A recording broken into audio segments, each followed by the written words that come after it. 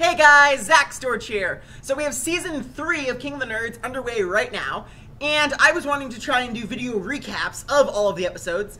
Unfortunately, due to various time constraints on my part, I wasn't able to get the video recaps for episodes 1, 2, and 3 actually out kind of in time when it made sense, so I'm going to be doing them right now instead, starting with episode 1. You can also probably expect the ones made for later episodes when I'm actually doing them week of to probably be a little bit higher quality, but disclaimer aside, let's do it. So in episode 1, we saw 12 new nerds come to Nerdvana. That's one more than in previous 2 seasons. If I'm right, this should also mean that if one team happens to lose all the challenges again, they shouldn't need to take someone from the opposing team onto their team, like what happened with Katie and Midas Touch Attack. Also, you might have caught a very brief cameo of myself as one of the Elder Nerds saving the Game of Thrones for Nerdvana. Now, I know that you know that I know that you know that for the last 2 seasons, the nerds had to pick teams, and we even had team captains. I was selected as one of them. This time, there's no picking teams. Teams are assigned, so that also means that there's no team captains with giant targets on their back. This also means that the Nerd War is not picking teams. Instead, they need to construct a Rube Goldberg device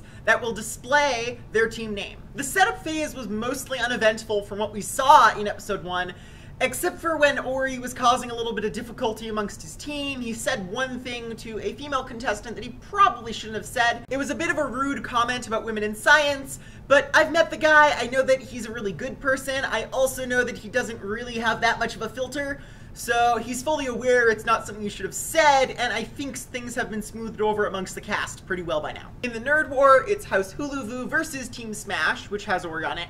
And they go head-to-head. House Huluvu wins pretty handily, I think. Their machine was really cool. Both of them were very impressive. I think that the story going on with Huluvu was a little bit more engrossing, and it got the judges' attention. So, into the Nerd Off goes Ori and Jacob.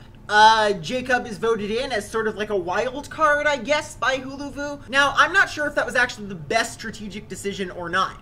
Ori has a huge advantage going into this Nerd-Off, because while we don't know the actual theme, besides some sort of steampunkish thing, which was the Nerd War, we know it's going to be something very highly creative, and Ori is a very creative person. When we have a situation like this, where House Huluvu knows who is going into the Nerd-Off from Team Smash, what they should be doing is trying to select someone who is a major powerhouse in the game, but won't perform well in the challenge. Otherwise, when their challenges come up later in the competition that they will be able to excel at, it makes them relatively unstoppable. If I was them, I would have been trying to send in either Colby or Jonathan, both of which I see as major threats in this game.